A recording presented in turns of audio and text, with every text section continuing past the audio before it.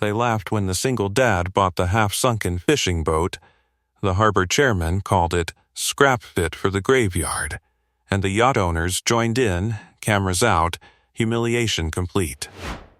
He just nodded, signed the papers, and started measuring the hull. Weeks later, that same chairman's yacht would be dying in the dark. Because sometimes the wreck isn't the boat. It's pride. Before I show you the exact moment when the Coast Guard called him at 2 a.m. and asked for the one man the marina had mocked. By the way, where are you watching from? Tell me in the comments below. What nobody understood in that moment, what the laughter drowned out, was that he wasn't looking at a wreck. He was studying stress lines, tide scars, the way the stern dipped half an inch lower than it should have. They saw rust. He saw structure. They saw a desperate father. He saw a second chance. Victor Halberd's polished shoes stopped inches from the waterline. "You're serious?" the harbor chairman asked, voice loud enough for every yacht deck within earshot. "You're actually paying for that thing?" Rowan Vale didn't rise to the bait. The single dad crouched near the barnacled hull, fingers brushing along blistered paint as if greeting an old friend. Salt wind tugged at his jacket. He wrote something in a small weathered notebook and slipped it back into his pocket. "You know it's sinking, right?" Someone called out, laughter rippling across polished fiberglass and champagne glasses. He stood then, tall, broad-shouldered, calm in a way that felt almost immovable. "Not for long," he said quietly. The marina shimmered with contrast. On one side, luxury yachts gleamed beneath custom floodlights, chrome rails polished to mirrors. On the other, the forgotten trawler leaned into its slip like an exhausted animal. Diesel and brine mixed in the air. Gulls cried overhead, sharp and mocking. Victor folded his arms. "This harbor is moving forward," he announced, gesturing toward architectural renderings displayed near the clubhouse. "We're building something elite, not salvage projects." Rowan heard it all. The emphasis. The dismissal. He didn't respond. Instead, he stepped carefully onto the tilted deck of the trawler, boots steady despite the slick algae. The wood groaned beneath his weight, but he adjusted instinctively, distributing pressure without seeming to think about it. From the edge of the dock, a small voice cut through the noise. "Dad, is it really ours?" He looked over his shoulder, and something in his expression softened. Lila stood clutching the strap of her backpack, sea breeze tangling her dark hair across her cheeks. She wasn't embarrassed. She was hopeful. "It is," he answered. Victor shook his head, amused. "You're setting her up for disappointment." The single dad climbed back down, landing lightly despite the unstable angle. "No," he replied, meeting the chairman's gaze at last.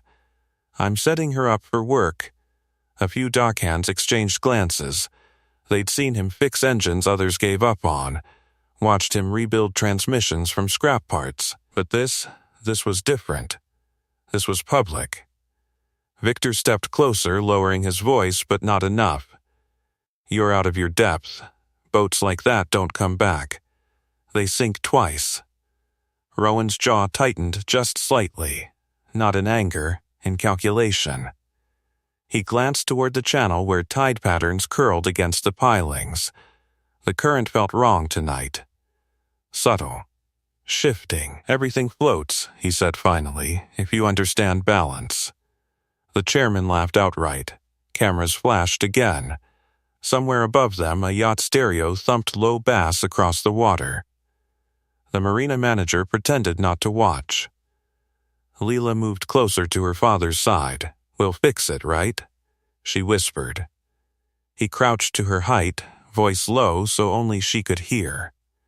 "We'll do more than fix it." Behind them, Victor addressed the crowd as if delivering a keynote speech. "Gentlemen, this is exactly why redevelopment is necessary. Sentimentality over sense." Rowan rose slowly. The wind shifted, carrying the metallic scent of distant rain. He felt it before he saw it, the subtle pressure change rolling in from open water. His eyes flicked once more to the channel markers, then back to the hull. Mockery echoed around him, but it no longer landed. Not because it didn't sting, it did. Pride always does when tested in public. But humiliation was lighter than regret, and he'd already carried heavier things in darker waters. He placed one hand flat against the trawler's side, palm steady against rust and salt.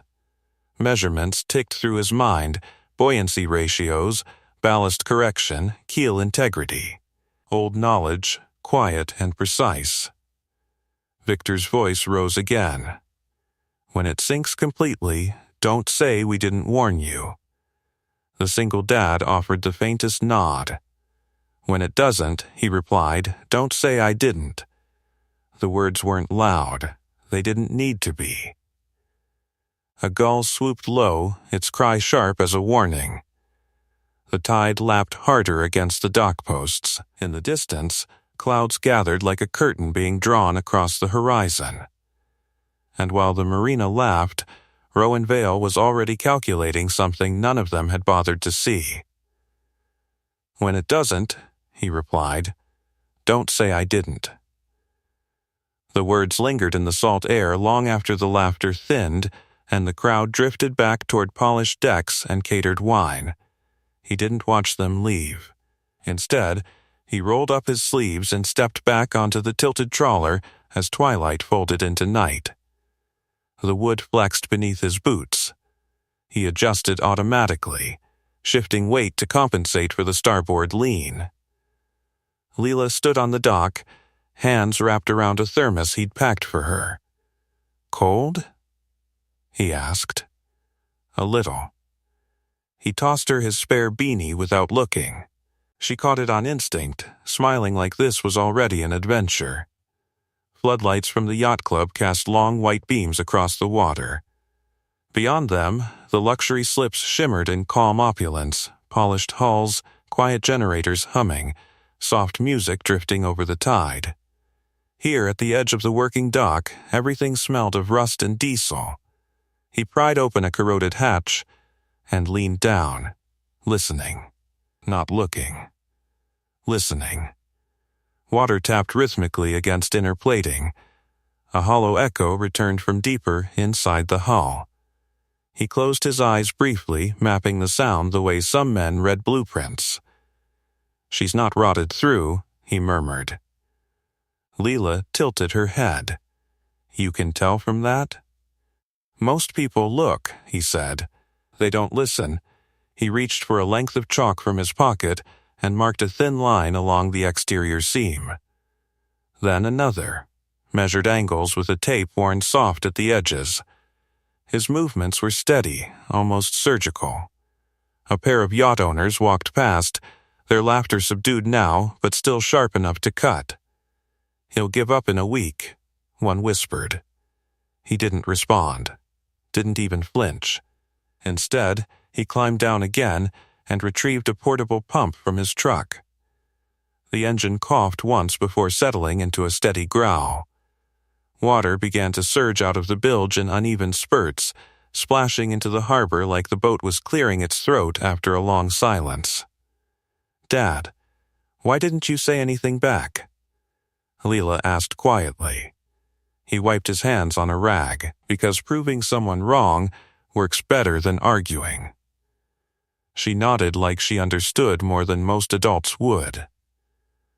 Across the marina, lights flickered inside Victor Halberd's glass-walled clubhouse office. The chairman stood silhouetted against architectural renderings of future expansions, private docks, restricted access gates, upscale boutiques. A harbor transformed into something exclusive. Down here, exclusivity meant calloused hands and patience. The pump sputtered. He knelt, adjusted the intake hose angle, and tightened a connection by feel alone. The vibration steadied. A dockhand named Tomas wandered over, scratching his beard. You sure about this thing? He asked. He glanced up briefly, positive, Tomas hesitated. "You always this confident?" "No," he answered. "Just when I've already run the numbers." Tomas frowned. "What numbers?" He tapped the chalk lines. "She's listing because ballast shifted when she grounded, hull's bruised, not broken, sandbar's been migrating, channel depth's off." "Channel's been dredged this year," Tomas said. "Not enough." The dockhand blinked. "You been studying that?" "Had to," he replied. "Water tells stories." Tomas gave a slow nod and wandered back, less amused than before. The single dad climbed inside the trawler as the pump continued its rhythm. Rust flakes crunched beneath his boots. He moved through the narrow passageways with ease despite the tilt, bracing naturally at each sway. His palm skimmed along interior supports, fingers tracing welds like memory returning to muscle. He stopped near midship and pressed his ear to the metal. There. A faint vibration pattern beneath the steady drain. He pulled the notebook from his pocket and wrote quickly. Angles, tide cycle predictions, estimated stress tolerance. The handwriting was compact, precise. When he emerged again, night had deepened. The yacht club music had faded.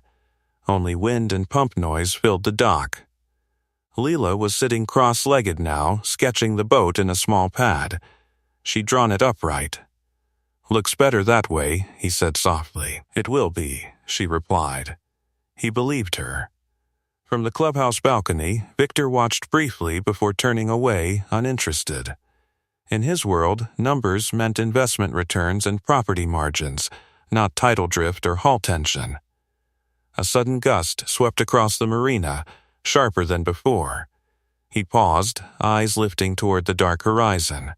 The wind carried a metallic edge, like distant rain cutting across open water. "Storm coming?" Leela asked. "Maybe," he said. He studied the channel markers blinking red in the distance. Their reflection on the water seemed slightly misaligned. Subtle, almost invisible. He made another note. Then he crouched beside his daughter and nudged her gently. "Pack up for tonight," she frowned. "Already?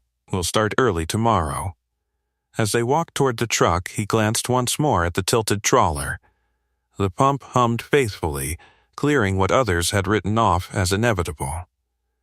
Halfway to the parking lot, he stopped and looked back toward the channel again. The tide rolled in differently now. A faint cross-current tugged against mooring lines farther out. He felt it in his chest before his mind finished calculating it. "Dad?" "Yeah? Why do you keep staring out there?" He didn't answer immediately. "Because," he said finally, voice low, "something's moving under the surface, and nobody else is paying attention." If you're already sensing where this is heading, subscribe with the bell on, because the calm you're watching right now won't last. The wind pressed harder against their backs as they reached the truck. He opened the passenger door for Leela, but his eyes stayed on the water. The channel markers blinked red against the dark horizon. Steady, but somehow off. He didn't like off. The engine started with a low rumble. As they pulled out of the marina lot, the hum of generators and distant yacht music faded behind them.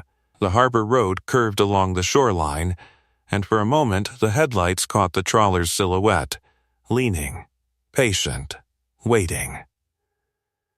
At home, he spread tide charts across the small kitchen table while Leela brushed her teeth.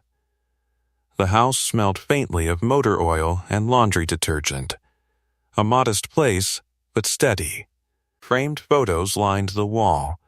One of Leela on his shoulders at the pier, another of her holding a tiny fish, grinning like she'd conquered the ocean. He circled numbers on the chart. Low tide had exposed more sand than usual this month. The dredging report filed by the harbor board showed safe clearance levels, but the math didn't add up. Not with the wind shear building offshore, not with the subtle angle shift he'd measured on the trawler's hull.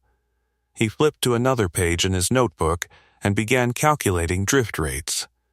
A knock at the door interrupted him. Tomas stood outside, jacket half-zipped, hair windblown. "You still awake?" "Yeah." The dockhand stepped inside, glancing at the charts. Chairman's hosting a charter tomorrow night. Big investors. Champagne cruise through the channel. He didn't look up. Weather windows narrowing. Forecast says scattered showers. He exhaled slowly. Forecast doesn't measure sand. Tomas shifted uncomfortably. "You think it's dangerous?" "I think the channel's shallower than they believe." Silence settled between them. "You gonna tell him?" Tomas asked. He closed the notebook. He wouldn't listen. Tomas hesitated. Maybe he should. "Maybe," he said quietly. But men like that don't hear warnings from guys with oil on their hands.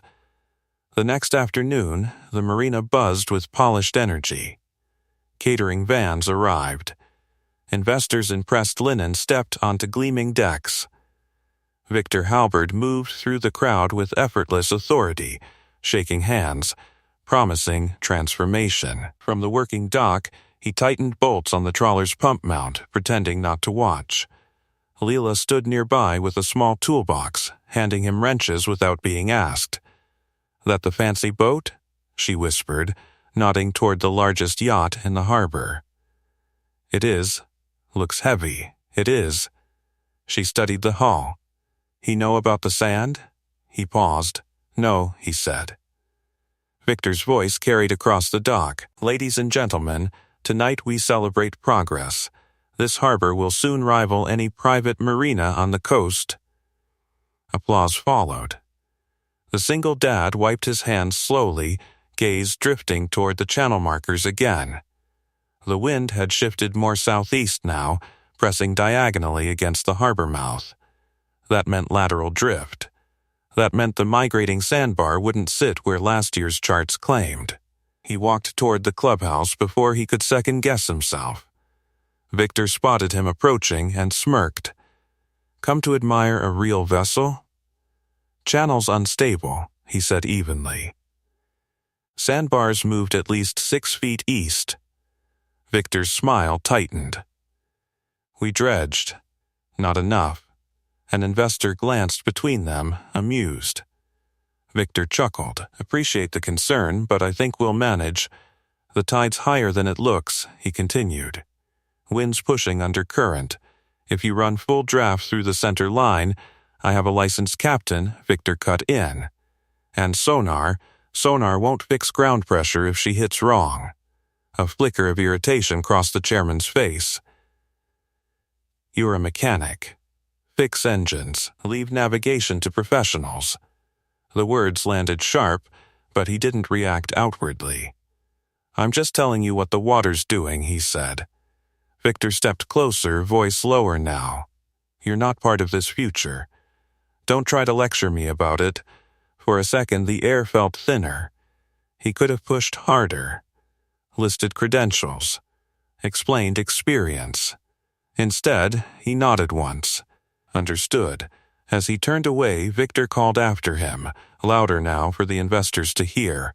"Don't worry, if we run aground, I'll call you to tow us out with that antique you bought." Laughter rippled again. Back at the trawler, Leela looked up at his expression. He didn't listen. "No. Are we in trouble?" He knelt to her level. "Not yet." The engines of the luxury yacht roared to life just as dusk began to fall. White hull cutting through gold water, investors raising glasses as it eased from the slip. He watched its draft carefully as it entered the channel. Too centered, too confident. The first few hundred yards were smooth. Then a subtle shudder traveled through the water so faint most wouldn't notice. He did. The yacht corrected slightly and continued on. "Maybe it's fine," Thomas muttered beside him. "Maybe," he said quietly. But his eyes never left the horizon, and the wind never stopped shifting.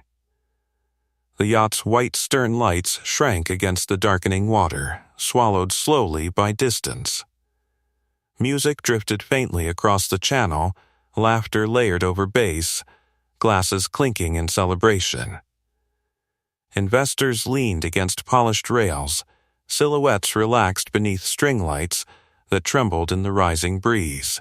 On the working dock, he felt the tremble differently. A gust cut across the marina, sharper now, bending the mooring lines at an angle he didn't like.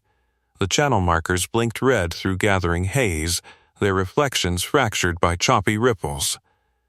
Tomas squinted toward the mouth of the harbor. "Still think they're offline?" He didn't answer immediately. Instead, he crouched and pressed his palm flat against the wooden planks of the dock. The vibration was faint, but there. Water pushing from beneath instead of across. "Wind's turning faster than forecast," he said quietly.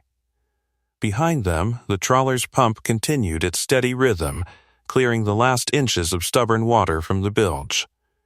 The old hull groaned as it settled, almost grateful. Leela hugged her arms around herself. "It feels weird." "It is," he replied. Across the channel, lightning flickered deep inside thickening clouds, not dramatic yet, just a pulse of distant electricity. The kind sailors respected. Victor's yacht disappeared briefly behind a low fog bank rolling in from open water. The music cut out for a second, then resumed, louder, defiant. "He won't turn back," Tomas muttered. "No." The single dad stood slowly, eyes narrowing. The tide was cresting earlier than the chart predicted. Wind sheer from offshore pressure was compressing the swell inward, forcing water against the migrating sandbar like a hand pressing from below. He walked toward the marina office where the harbor radio sat on a charging cradle. The manager looked up nervously. "Everything okay?" "Call them," he said. The manager hesitated. "Call who?" "Charter vessel, a Swallow. Chairman doesn't like interruptions, call anyway." Reluctantly, the manager lifted the radio. Static cracked through the small office. "Halberd vessel, this is Marina Control, over." No response. He stepped closer, listening to the static pattern. It wasn't clean, wind interference already building. "Try again. Halberd vessel, come in." Nothing. Outside, thunder rolled faint but closer now. He stepped back onto the dock just as the first hard gust tore across the harbor. Loose canvas snapped violently against a nearby sailboat. A champagne table on the clubhouse patio tipped sideways, glasses shattering against stone. Leela flinched. "Truck," he said calmly. "Sit inside." She didn't argue this time. Rain began, not a drizzle but a sudden sheet, slicing sideways under floodlights. Visibility dropped in seconds. The channel markers blinked through distortion. Then, faintly, through wind and rain, a different sound reached them. A low, grinding shudder. He stiffened. "Did you hear that?" Tomas shouted over the storm. He didn't answer. Out past the fog bank, the yacht's stern lights jerked violently to one side. Another grinding vibration rippled across the water, this time unmistakable. The music cut off completely. For half a heartbeat, everything seemed suspended.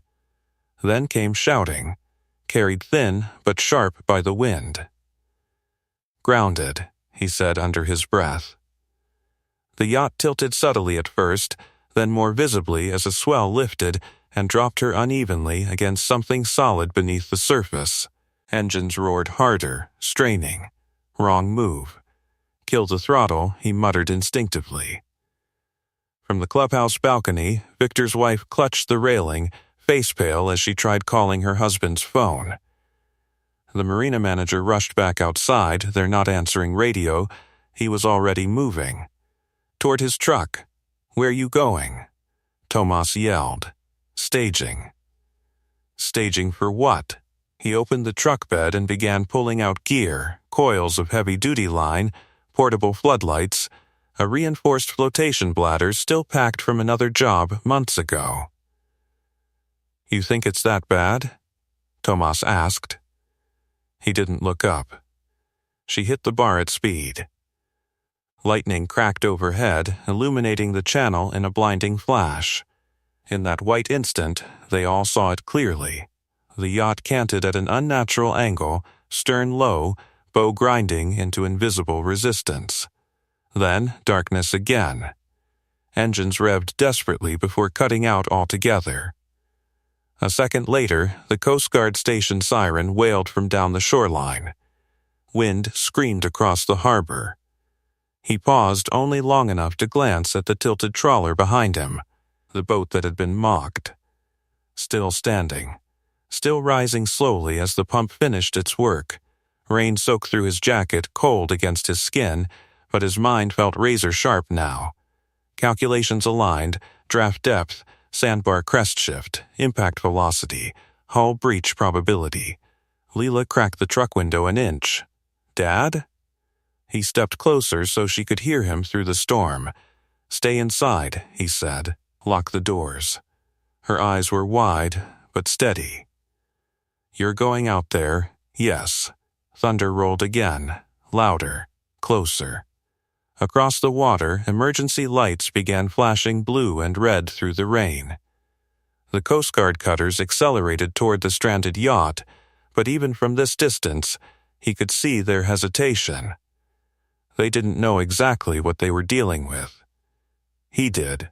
The harbor chairman had mocked him in daylight. Now the water had answered in the dark.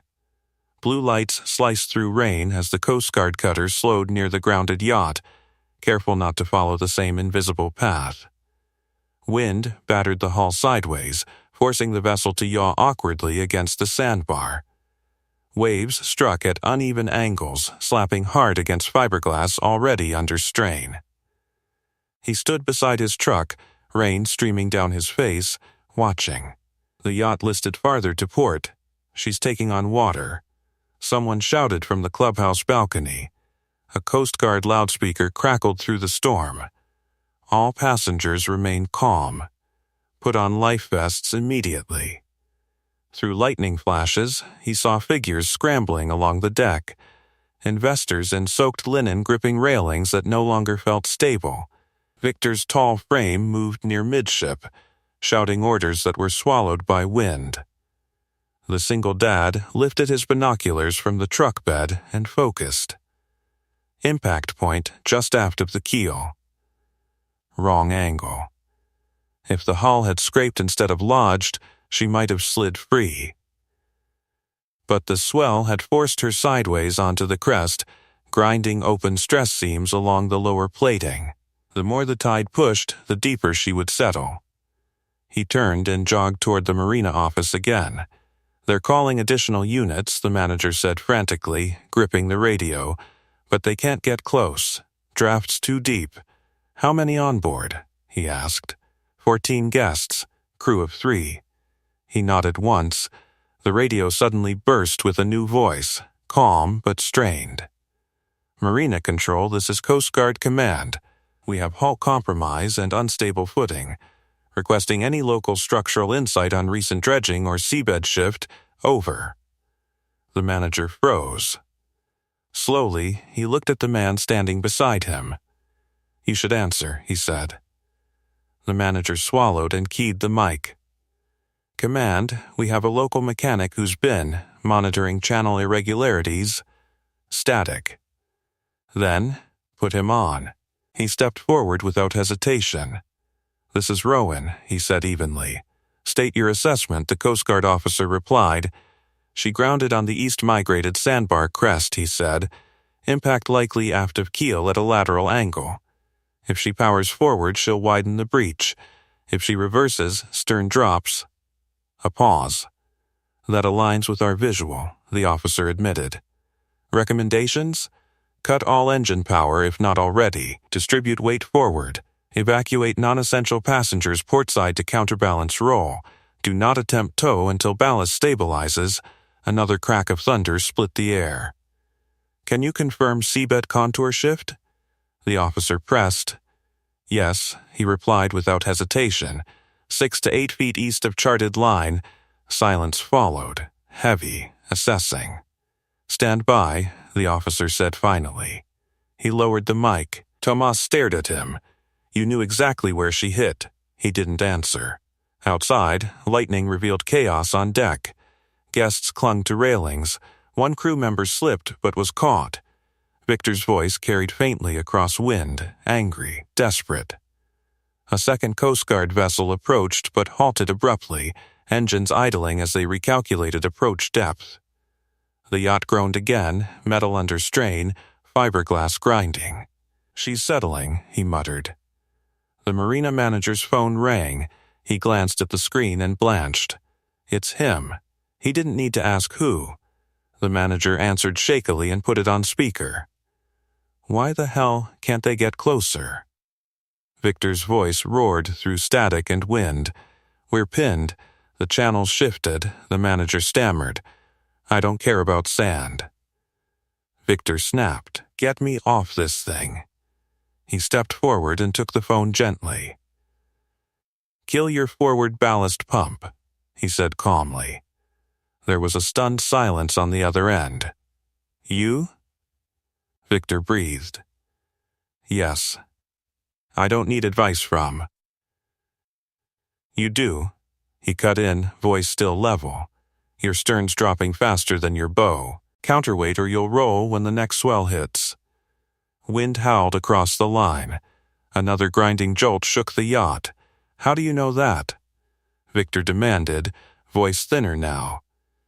"Because she didn't just ground," he said. She twisted.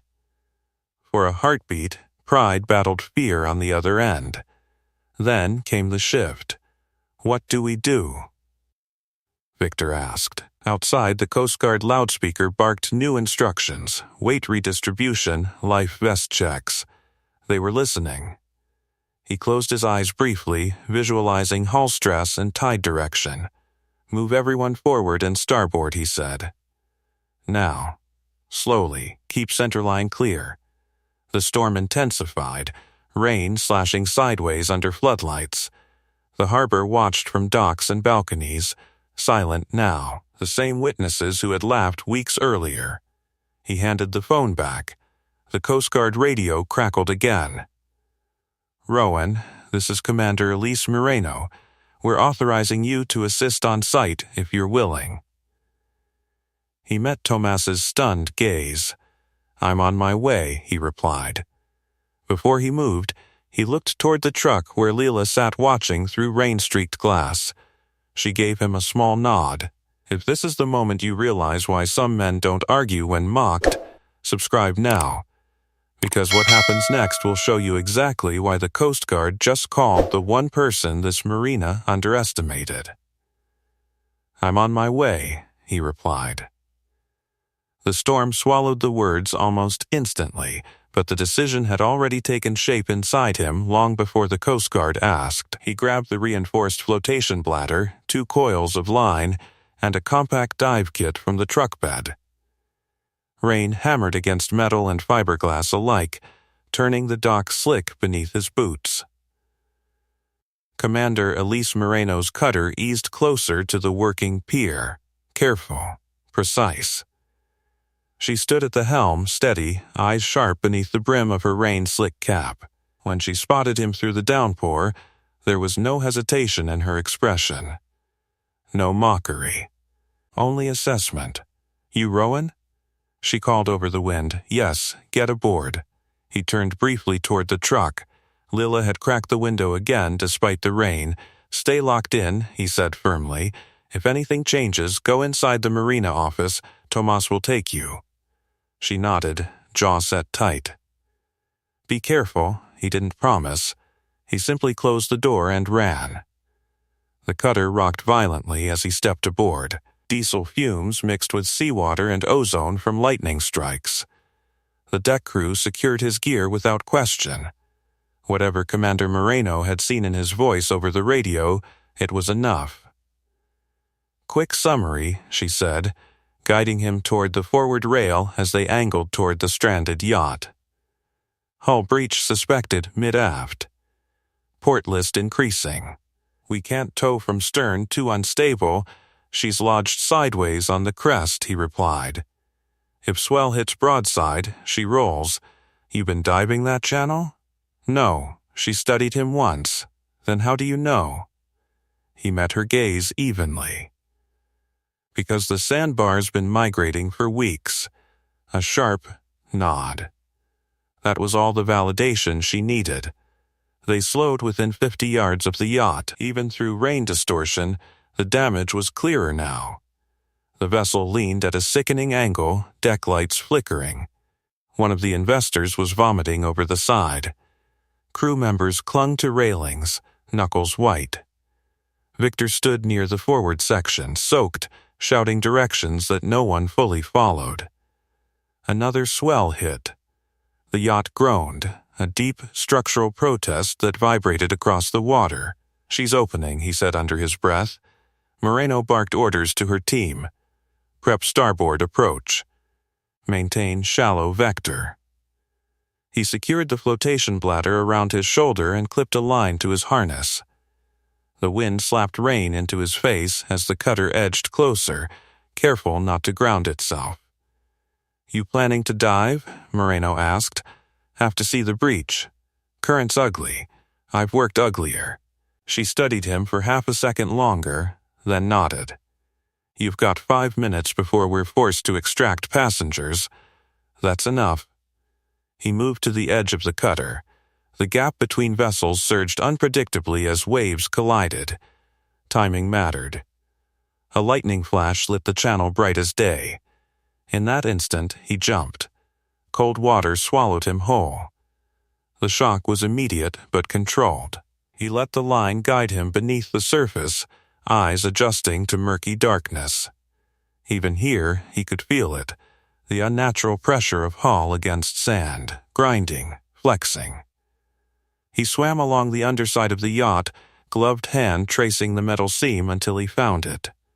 There. A jagged split along the aft plating where torque had twisted the hull on impact.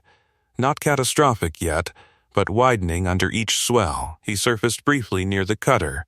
Breach confirmed, he called out. Mid-aft port. 12 inches and spreading. "Solution?" Moreno demanded. "Counterpressure and lift. We stabilize before tow." "How?" He pulled the flotation bladder free. "Anchor this under breach line. Inflate gradually. It'll buy time and shift center of gravity, risk of roll, less than leaving it." Another swell crashed, forcing the yacht to tilt harder. Screams echoed from above. No more time. He dove again, securing the bladder beneath the compromised seam. Fingers worked quickly, muscle memory guiding knots and placement even as current tugged violently at his body. He signaled up once secured.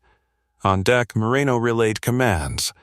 Controlled inflation began, slow, deliberate. The bladder expanded beneath the hull, pressing upward, countering downward force inch by inch. The yacht's list slowed, then steadied. Above water, the change was subtle but unmistakable. The deck stopped dipping further. Panic shifted to cautious hope. Victor stared over the railing into the storm, eyes wide as he recognized who was below him in the water. The man he'd mocked. Another swell hit, but this time the hull absorbed it without grinding deeper. He surfaced again, chest heaving, rain mixing with seawater on his face. Stabilized for now, he called out. Commander Moreno allowed herself a single exhale of relief. Good work, but he wasn't finished. "Next swell's stronger," he warned. "We have to rebalance topside or this won't hold." The storm wasn't done, neither was he. He gripped the cutter's railing and pulled himself aboard, muscles burning from the cold and resistance. Rain ran off his jacket in sheets as Commander Moreno stepped toward him, eyes scanning the yacht's shifting profile. "Report," she demanded. "Bladder's holding for now," he said between controlled breaths. "But she's still torquing against the crest. If we don't rebalance weight properly, the next surge will rip that seam wider." Moreno nodded sharply. "What do you need?" "Authority," he replied without hesitation. "They have to listen." She didn't waste time. Lifting a loudhailer, she projected her voice across wind and rain. "All passengers aboard the halberd vessel, this is Commander Elise Moreno. You will follow the instructions of Rowan immediately. He has structural command authorization." The words cut through the chaos. Structural command. On the yacht, Victor froze. For a second, pride flickered across his face, then the deck shifted again beneath his feet, and reality won. He leaned over the railing, rain plastering his hair to his forehead. "What now?" he shouted down. The single dad met his gaze steadily. "Clear midship. Move everyone forward starboard. Slowly, no sudden shifts." Victor hesitated just long enough for another wave to slam against the hull. "Do it," he barked to his guests. They stumbled forward, gripping whatever they could. Crew members tried to maintain order, but fear made people clumsy. One investor nearly slipped again before being caught. "Easy," he called up. One line. "Keep low." The words weren't loud, but they carried authority that didn't come from wealth. Moreno angled the cutter closer, careful to maintain safe depth. "We can rig a secondary line from bow to our stern once weight's redistributed," she said quietly. "Not yet," he replied. "Let her settle." Lightning fractured the sky again, illuminating the yacht's wounded underside in stark white flashes. Each time the light hit, he recalculated angles in his head, center of gravity, buoyancy shift, stress load across compromised plating. He moved along the cutter's edge, tracking the yacht's tilt visually. The flotation bladder had bought them inches. Inches mattered. "Starboard's heavier now," Moreno observed. "Good." Another swell approached, taller than the last. "Brace." Someone screamed from the yacht. The wave struck broadside. For one terrifying second, the vessel lurched sharply toward port. Gasps and cries erupted. But then the redistributed weight took effect. The bladder absorbed downward pressure, pushing back just enough. The yacht rocked violently, but didn't roll. A collective breath released across both vessels. He exhaled slowly. Victor gripped the railing, staring down at him. Rain streaked across his face, indistinguishable from seawater. "You said it twisted," Victor called hoarsely. "It did," he answered. "How do you know that much about hull stress?" The question hung in the storm. For the first time since the grounding, there was no mockery in Victor's voice, only something closer to disbelief. He didn't answer directly. "Because water doesn't forgive bad angles," he said instead, "and neither does steel." Moreno stepped closer beside him. "We're ready to secure tow if you are."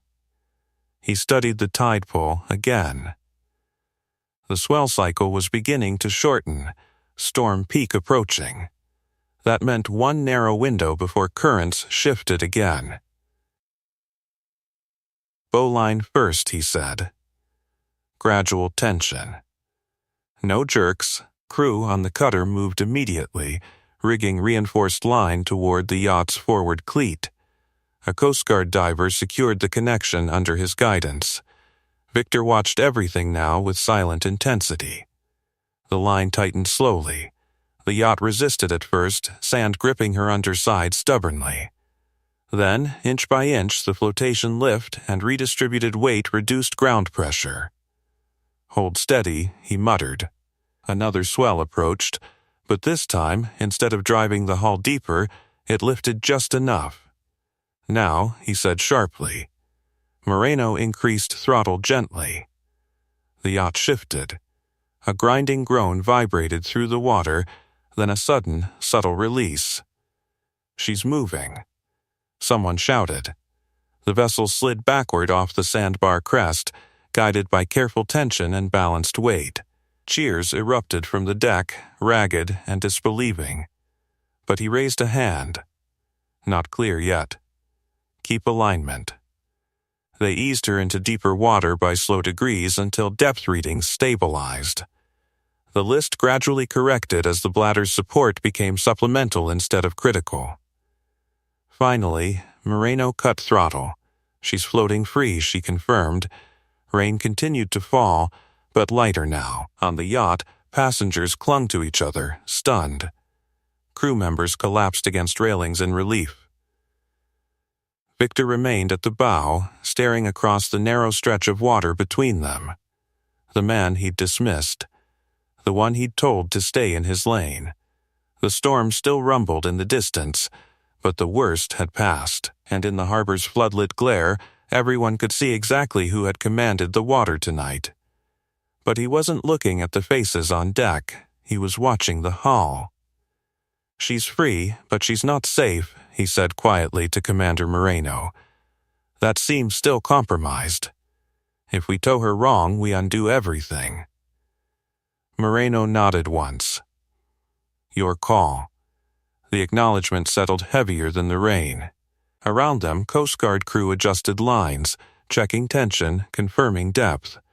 The storm had softened to a hard drizzle, but the swell still rolled unpredictably beneath the surface. On the yacht, Victor leaned over the railing again. His voice had changed, less commanding, more searching. "What do we do now?" He stepped closer to the cutter's edge so he could see him clearly. "We stabilize before transit," he replied. "Slow tow to the outer maintenance dock, keep speed under 3 knots, no acceleration." Victor swallowed, nodding. The same man who had laughed weeks ago now waited for instruction. Moreno signaled her crew. The reinforced bowline tightened gradually, engines humming low and controlled. The yacht followed, wounded but obedient, drifting toward safer depth. As they moved, the marina came back into view, floodlights cutting through mist, silhouettes lining the docks. Workers, yacht owners, families who had woken to sirens and stayed to watch. Witnesses. Tomas stood near the working pier, hands gripping the railing. Leela's small figure was beside him now, wrapped in a borrowed raincoat, eyes fixed on the approaching vessels. When he saw her, something inside him steadied. The tow continued without sudden movement. The flotation bladder beneath the hull remained partially inflated, supporting weakened plating just enough to prevent further spread. Moreno leaned toward him. "You've done this before. It wasn't a question." "Yes," he said simply. "Military?" He didn't answer at first. The cutter's engine vibration pulsed beneath his boots, familiar in a way he hadn't felt in years. "Naval salvage," he said at last. "Structural recovery." Moreno's expression shifted. Respect replacing curiosity. That explains the precision. Lightning flickered faintly far offshore now, fading. They reached the outer maintenance dock where depth was safest. Crew secured the yacht carefully. Passengers were escorted off one by one, some trembling, some crying quietly in shock. Victor was last to step onto the dock. He paused when he saw Leela standing there beside Tomas. For a second, the chairman looked almost disoriented, like the world he'd carefully structured had tilted harder than the yacht ever had. He approached slowly. The crowd parted without anyone being asked. Rain dripped from his tailored jacket. His polished shoes were soaked and streaked with sand. "You," he began, voice rough. He waited. Victor exhaled, struggling with something larger than pride. "You were right. No applause followed. No dramatic swell of music, just wind and the distant hum of emergency engines winding down. You warned me," Victor continued. "I didn't listen." "That's true," he said calmly. Another silence. "Thank you," Victor added, quieter now. The words seemed to cost him. Around them, murmurs rippled through the onlookers. Yacht owners who had laughed. Investors who had applauded redevelopment plans. Dock workers who had kept their heads down.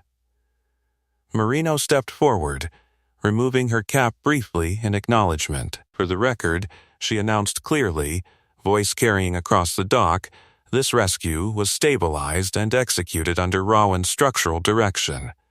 Without his intervention, we'd be discussing casualties. The air shifted. Victor's eyes flicked toward her, then back to him. "Is that true?" Someone whispered from the crowd. "It is," Moreno replied firmly. Leela's fingers curled around the edge of his jacket. He didn't look triumphant. He looked tired. The trawler sat behind them at its slip, pump finally silent, hull sitting more upright than it had in years. Victor followed his gaze. "That boat," the chairman said slowly. "You knew about the sandbar because you were studying it for that?" "Yes. And you didn't tell anyone who you were." He met his eyes evenly. "You didn't ask." The statement landed cleanly. If you've ever seen someone underestimated for staying quiet, subscribe now, because moments like this don't just rescue boats, they reset entire harbors. The rain thinned to a mist. Emergency crews began dispersing. Investors avoided eye contact. Dock workers stood a little straighter. Victor looked at the trawler again, no longer a joke in rust and barnacles. "You said everything floats if you understand balance," he murmured. He nodded once, and tonight, Victor admitted softly, you were the only one who did. The harbor didn't cheer. It didn't need to. The shift had already happened. Rain thinned to a cold mist that clung to floodlights and shoulders alike. The marina, once loud with mockery and then panic, now felt stripped down to something honest. Engines idled low. Radios crackled softer. Even the wind seemed to exhale. He stepped back from the cutter as Coast Guard medics finished checking passengers. The flotation bladder beneath the yacht was carefully deflated and retrieved under his direction, each movement deliberate to avoid reopening stress along the damaged seam. "Pressure's holding," a diver confirmed. "It will for now," he replied, "but she'll need dry dock by morning." Victor stood a few feet away, listening as if every word were a verdict. Commander Moreno removed her gloves and extended a hand. "Official report will reflect your assessment and command role," she said. "You prevented a rollover." He shook her hand once, firm but brief. "You and your crew executed." "We executed your math," she corrected quietly. The statement wasn't loud, but several people nearby heard it. Tomas approached slowly, disbelief still written across his face. "You could have let him learn the hard way," he muttered under his breath. He glanced at Leela beside him before answering. "Not with people on board." Leela squeezed his hand tighter. Across the dock, investors clustered in hushed conversation. The same men who had toasted redevelopment hours earlier now stared at the grounded yacht like it had betrayed them. A few looked toward the trawler, really looked for the first time. Victor finally stepped forward again, closer than before. No crowd between them now. "How long have you known?" he asked. "About the sandbar?" "Yes, 3 weeks." "And you didn't push harder?" He studied the chairman for a moment, rainwater dripping from both their jackets. "I told you," he said evenly. "You laughed." The words weren't cruel, just factual. Victor winced slightly, as if the memory replayed in sharper detail now that fear had cleared his pride. "I assumed you were guessing," Victor admitted. "You're a mechanic. I am. But you're more than that." He didn't respond. Commander Moreno stepped in again, voice carrying just enough for those lingering nearby. "Former Navy salvage engineer," she stated plainly. "Combat zone structural recovery." Specialized in hull stabilization under fire, a ripple moved through the dock like a quiet shockwave. Victor blinked. "You what?"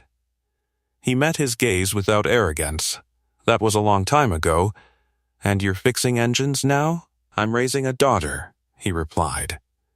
The simplicity of the answer seemed to unsettle Victor more than the credentials. Wind rustled the wet flags along the clubhouse roof. Emergency lights shut down one by one, returning the harbor to its usual dim glow.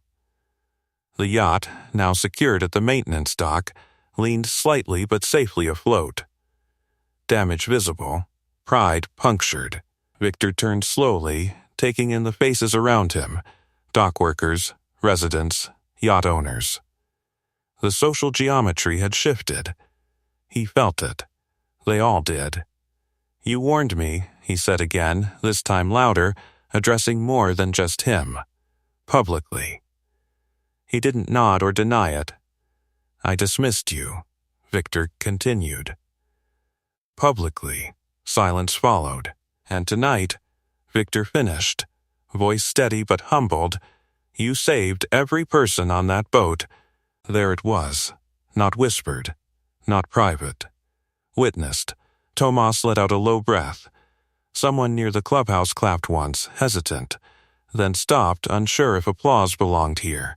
He didn't need it. Leela looked up at him, eyes shining with something stronger than pride. Relief. Belief confirmed. You did it, she whispered. We did, he corrected gently.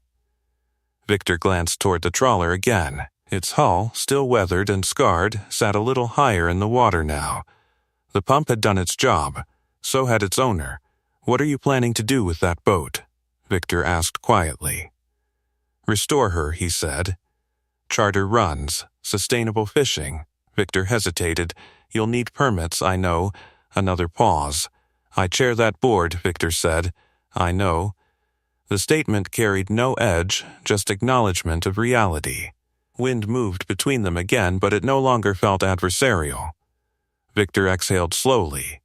We'll review dredging policy first thing tomorrow, he said, almost to himself. Channel survey, safety revisions. He nodded once. Good. For a moment, neither man moved. Then Victor extended his hand. It wasn't dramatic, it wasn't theatrical. It was uncertain but genuine. He looked at the offered hand for a beat, then took it. The grip was firm, equal. Across the dock, people noticed. Respect doesn't always arrive with noise. Sometimes it settles in quietly, like a tide that's finally corrected its course. Behind them, the storm drifted farther offshore, leaving the harbor damp but intact. The water had tested everyone tonight. Only one man had truly understood it. The dock lights hummed softly now that the worst of the storm had passed. Water dripped from railings and pooled between planks, reflecting fragments of faces still lingering in disbelief. The harbor smelled different. Less like salt and diesel. More like something washed clean. He released Victor's hand and stepped back, not claiming space, not performing victory. Leela stayed close at his side, her small fingers curled confidently around his. Commander Moreno addressed the remaining onlookers, her voice steady and official. We'll be filing a full incident report by morning. For clarity, this grounding occurred due to uncharted sandbar migration. Early identification of that shift was made weeks ago. Her gaze shifted deliberately toward him and ignored. Tomas muttered under his breath, not quietly enough. A few heads turned. Victor heard it too. His jaw tightened, not defensively this time, but with recognition. Moreno continued, had that migration been reviewed, tonight's situation might have been avoided. Fortunately, someone was paying attention. Silence pressed gently over the dock. Victor stepped forward again, this time facing not just him, but the small crowd that had gathered. Investors, marina staff, yacht owners, even the bartender from the clubhouse stood within earshot. I dismissed that warning, Victor said clearly. That's on me. The words landed heavier than the earlier thank you. No one interrupted. I believed sonar and dredging reports were enough, he continued. I was wrong.